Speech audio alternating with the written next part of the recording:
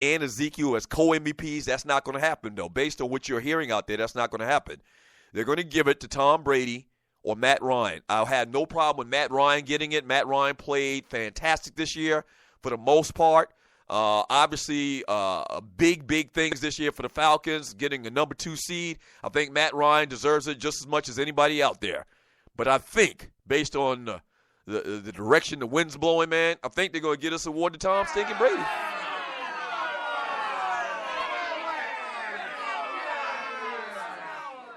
One chance once again, he says, yeah, because Brady cheating ass missed the whole quarter of the season, you jock sniffing back. Wait a minute, man. Don't talk to your fellow Stewies like that, bruh. Calm down. Respect your fellow Stewies, okay? Respect your fellow Stewies. Don't call Brady a jock sniffing bastard. I mean, that's not nice. Don't call Grego that. From that ninja, Panthers problems in order, offensive line, offensive coordinator. Mike Shula's still a coordinator there in Carolina. Defensive secondary, but you actually have to watch the game to know that. So, yeah, obviously they don't have Josh Norman. That secondary was struggling all year long. The offensive line, they've been busting Cam Newton's ass all year long. Mike Shula, very unimaginative to say the least, which last year the Carolina Panthers and Cam Newton kind of overcame that.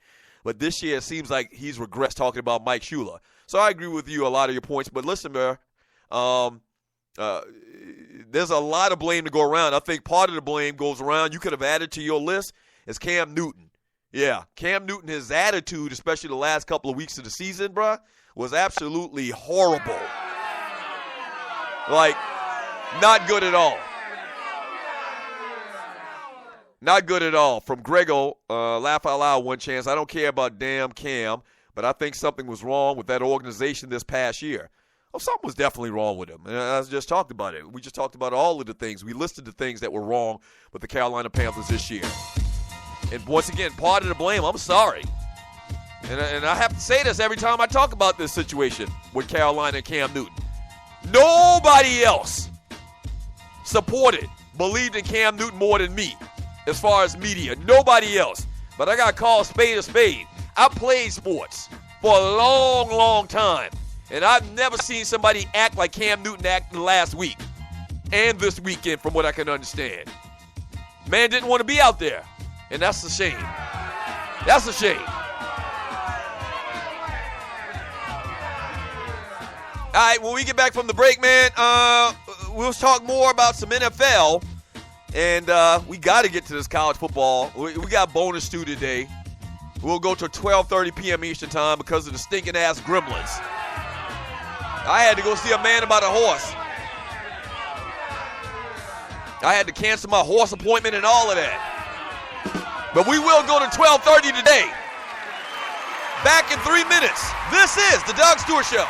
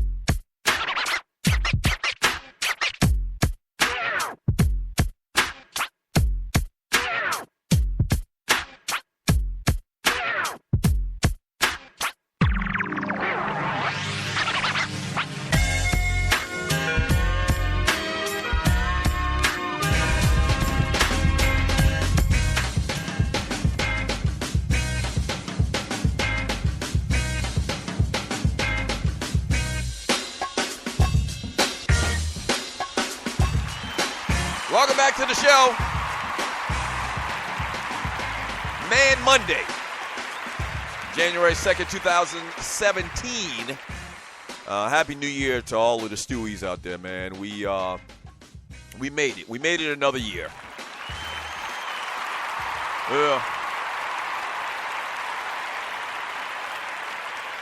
We made it another year. Thank you to everybody that tuned into the Doug Stewart Show over the past year. The year before. We are in year number 3 right now. We got a lot of big things planned for the new year 2017. Speaking of which, I didn't even mention it, but did y'all hear the new show open today? Produced by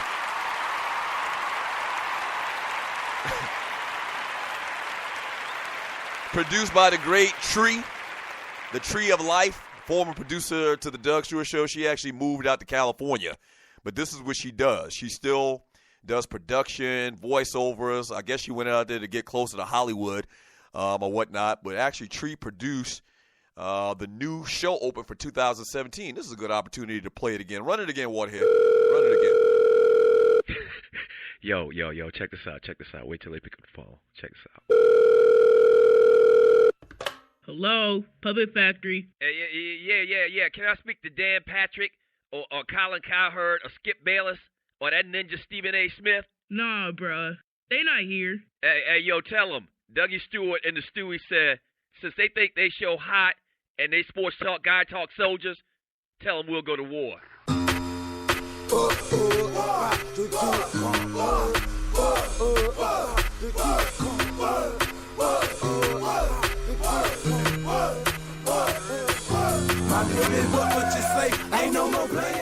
Listen up, sports talk show fans and Puppet Factory refugees.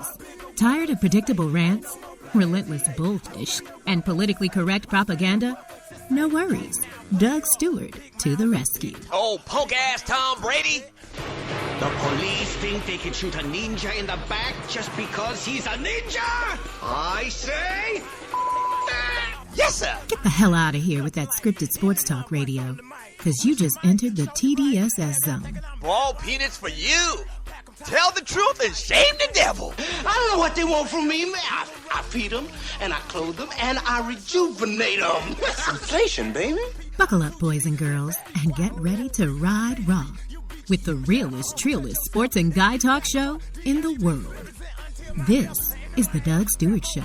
Yes! Talk that in my ear, but that shit come down here. Anyone else that won't us, you can trust it, ain't no fear. You can talk that in my ear, but that shit I'm right now here. I pick up what you say, ain't no more playing. Yeah! Nice. Shouts out to Tree. New show open for 2017. Yeah, thank you so much for joining me on the Doug Stewart Show. What do y'all think about the new show open? We always try to flip it a little bit, like every 6 months or something like that. Great work, Tree. Doing big things out there. At some point, she probably going to have to give me a job.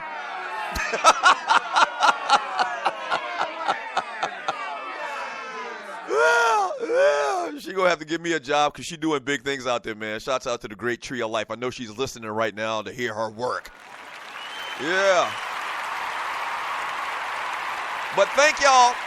To the point I was making, thank y'all for tuning into the show the last couple of years. Trust me, we have been and we are doing a lot of big things around here, man. Thank you for the support. I think y'all see the vision. Y'all understand where we are going with this thing. It's been fantastic so far in 2017. We're going to continue to make it fantastic and make it bigger and better. Thank you so much, Stu Ease. Yes, sir.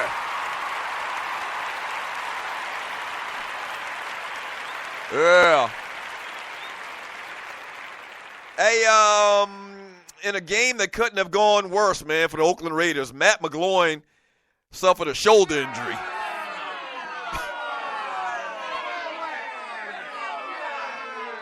In the first half of the game, when they took on the Denver Broncos, they lost 24-6.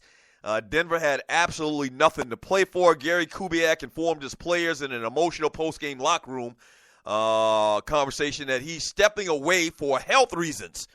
Combined with Kansas City's win over San Diego, the Raiders, 12-4, squandered the AFC West title and the first-round bye that went with it, and instead fell to the number 5 seed where they have to travel to Houston. Once again, the Raiders take on the Houston Texans, who are 9-7, who have an unsettled quarterback situation as well. And the Broncos are done for the season. They do not make it back to the playoffs. I remember we talked about the Broncos at the start of the year, and they started off, had that good start. I think they went like 7-2 to start the year. And it looks like that the whole, Trevor Siemian thing would work itself out, man. But ultimately came back to bite them. Injuries as well. Inconsistent play from the offensive line. The running game that was so strong over the last couple of years was not there. It was kind of like, gone. It vanished. So, it's kind of like that question that they have in Washington. Do they pay, some high brand or some guy that wants a big contract in Kirk Cousins that really is just average at best, or do they build the rest of the team, which they had success for last year in Denver when Peyton Manning struggled and they still won the Super Bowl? So, I mean, I don't have a problem with John Elway did this year and the organization by not paying, Brock Osweiler all of that money, which he's shown to that he's not that good of a quarterback in Houston. So, we'll see what happens with the Denver Broncos. John Elway's a good GM, and I think they'll probably fix a lot of things next year, and they'll be back in contention. Speaking of the Houston Texans, and you're listening to the Doug Stewart Show, the Tennessee Titans wrap up the season by beating the AFC South champs, the Texans, 24-17. That's right. You remember Marcus Mariota got hurt last week, so he didn't even play in this game. They finished with their first winning season since 2011. The Titans also ended a 5-game skid to the 2-time AFC South champs, who had beaten Tennessee 8 of the previous 9 games in the series. The Texans, 9-7, had not much to even play for in this game, and sweeping the AFC South for the first time in franchise history. Ball award to the Tennessee Titans. Yeah. As I just mentioned,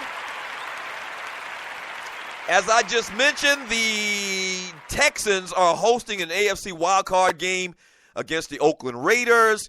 And the Tennessee Titans, man, they are done for the season as they do not make the playoffs.